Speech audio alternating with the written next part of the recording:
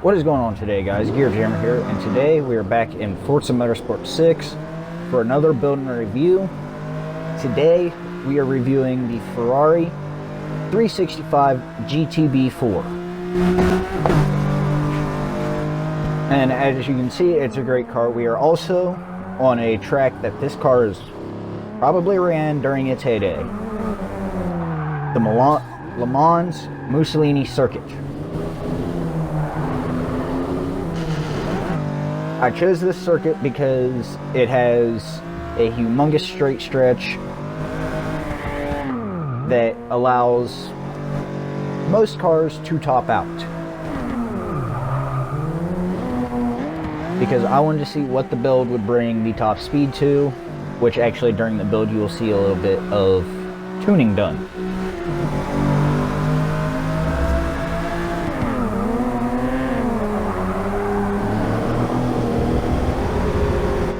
But as a classic supercar in factory form, it does pretty good.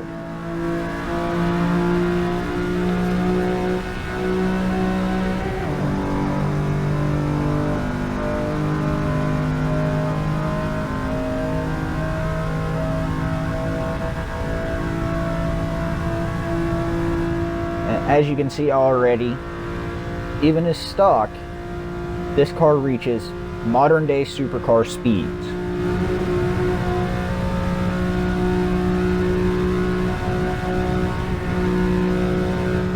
I was hoping maybe that because it was a Ferrari it had another gear. It doesn't.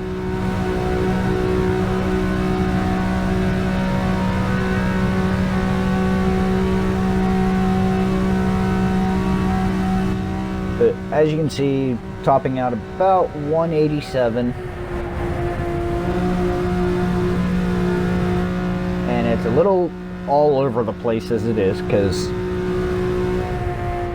let's be honest, when this car was brand new they didn't have aerodynamic factors.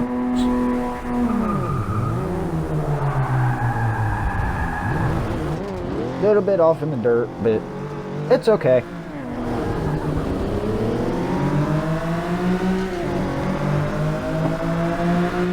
Coming up, just push it all the way through, see how fast I can get on this short straight stretch.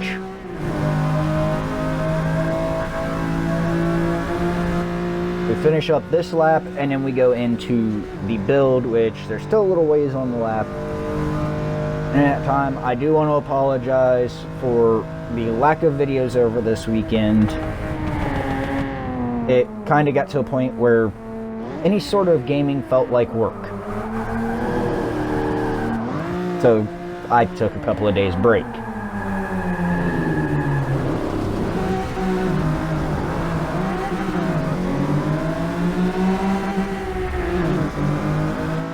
And there, as you can tell, I kind of debated on shifting.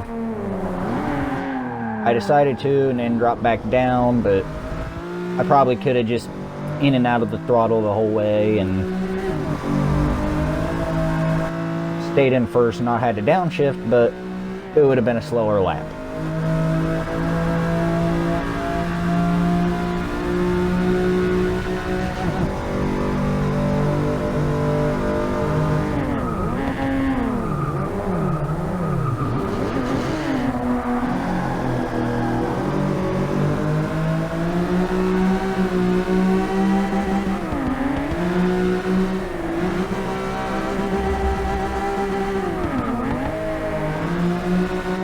Which, as you can see, I'm not really willing to leave second gear here. A lot of twists and turns. It's kind of pointless to go up to third and then drop right back down to second all the time when as soon as it hits the limiter, you've got to jump right back down to the brakes.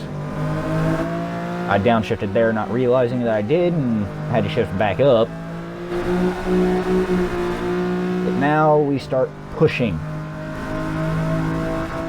As you can see, almost done with the lap. The pit entrance is there on the right. Take out a pole.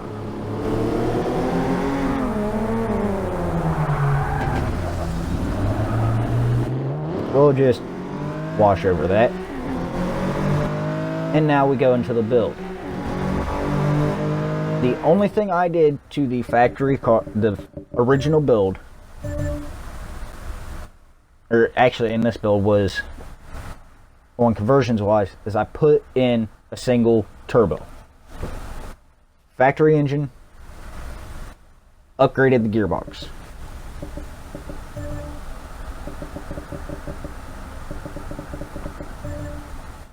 And I wanted to see what all could be done to the factory engine. Go straight to the conversions, throw in that single huge turbo. I look at the aerodynamics. I don't like the wing, but I really like how it looks with removing those front bumpers. That just looks ugly, no. Remove the rear bumper, make it look clean. And now 2 tires. Obviously, race tires. Make them as wide as they'll go, which is 265s on the front. I did not run as wide as they would go on the rears. I run 275s. Yeah, 275s on the rear. Leave the stock rims. Don't change the rim size. Obviously, fully upgrade the transmission. And with this car, yet again, I did add the roll cage. Actually, I fully roll cage this car because it increases the performance index.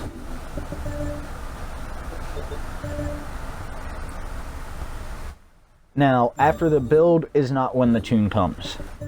The tuning, well, you'll see my tune, but you'll see me change the tune in the middle of the test run, which is rare for me.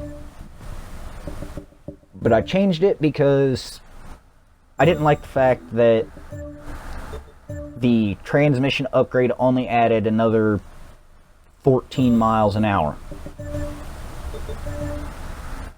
So I tuned it a little bit, and then we go on, after the end of the lap, we go on another top speed bomb down that back straight or stretch. As you can see, I see the performance index has changed, so I go with the full cage, full weight reduction.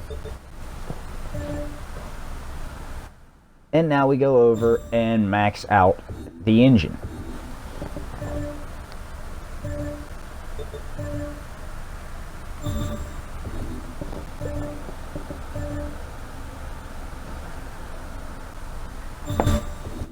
And like I said, this is all on the factory engine. Original block, I did not change it. Now, yeah, I probably could have dropped a Ferrari V12 in it. Is that going to happen in a later video? I don't know. I honestly do not. I might not mess with this. I don't like really doing a whole lot to these classic cars like this. As you saw with the Impala, I kept the original engine in that as well.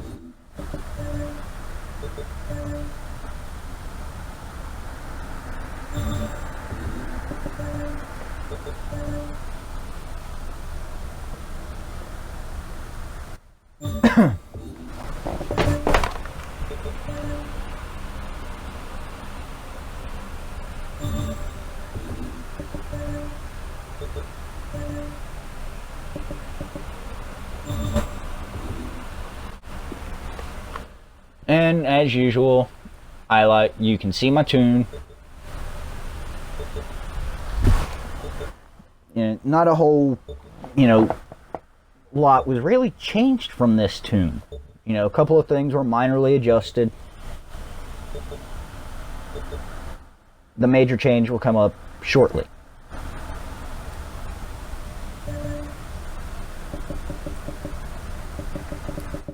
And now we go back to Le Mans, to the old Mussolini circuit.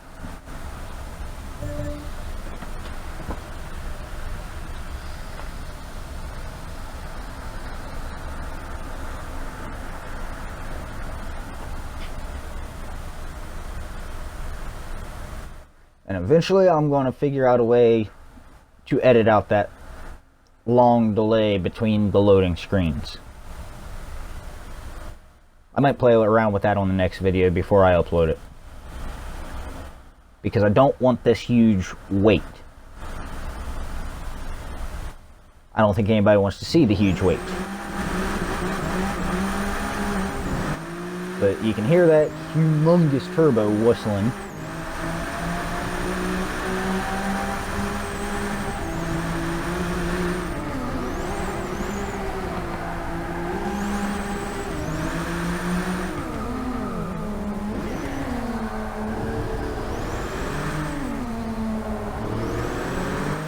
And as you can already tell, a lot faster around the track.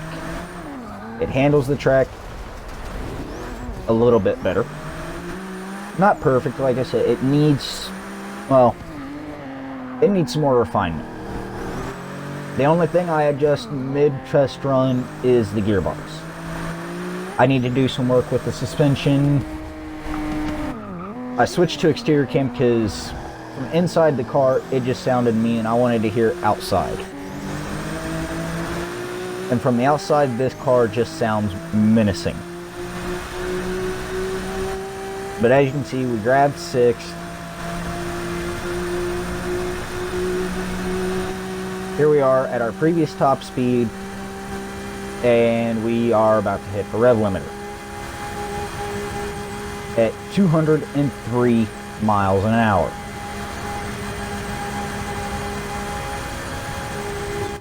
So, we go and adjust the gearbox.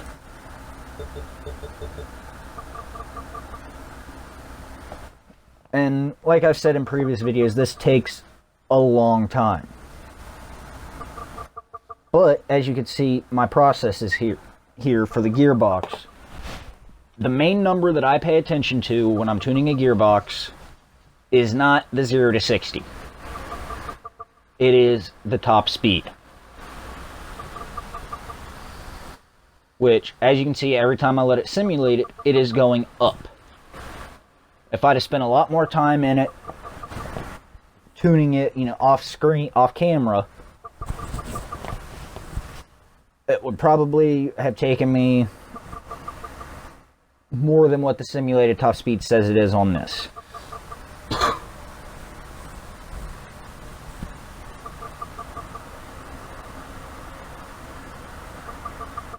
Which, as you can see by the graph there, 6th gear is completely off of it. I just said, you know what, let's see what this is going to give me, and I'll refine it later. Drop down to 5th, see if I've got that gear, a little left in that gear, which I don't. But as you can see now, steadily climbing. And the car's getting a little light on its front end. It's wanting to go every which direction.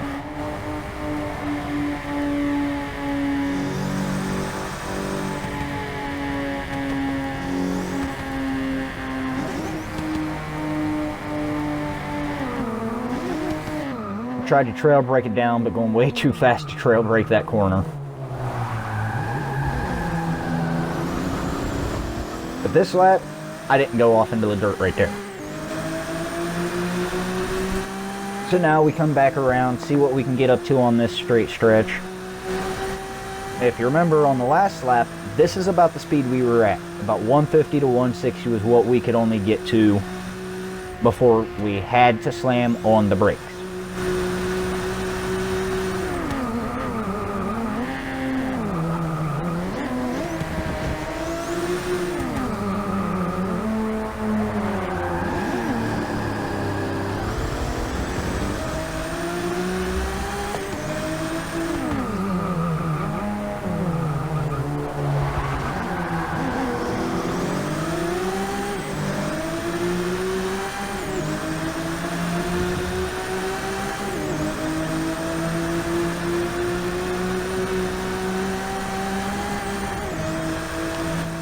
And then we're just pushing it as hard as we can. And like I said, after this, after we cross the line, we're going to come back around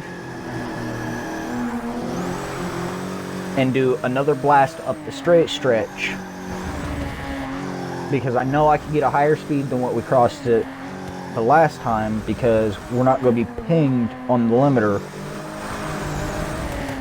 for 2 seconds will be accelerating at that point still.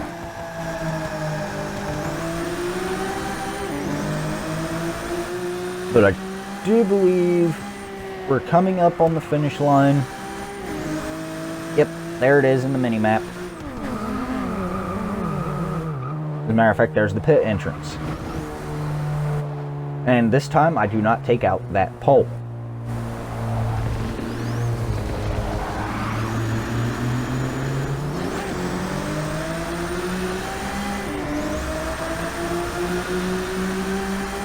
Alright, here we go. Checking for top speed. And a little teaser on the next review. It is going to be another not ridiculous track, but I am going to do a completely ridiculous car. And the Will It Drift series will be being continued. I just need to go through and figure out which vehicles I need to buy, which ones I already have, so that way I can have a list and check everything off and don't accidentally do a double video. But if you enjoyed this video, don't forget to hit that like button. Tell me in the comment section what you thought down below. And if you're new to my channel, don't forget to subscribe, and I'll see you guys in the next one. Bye bye.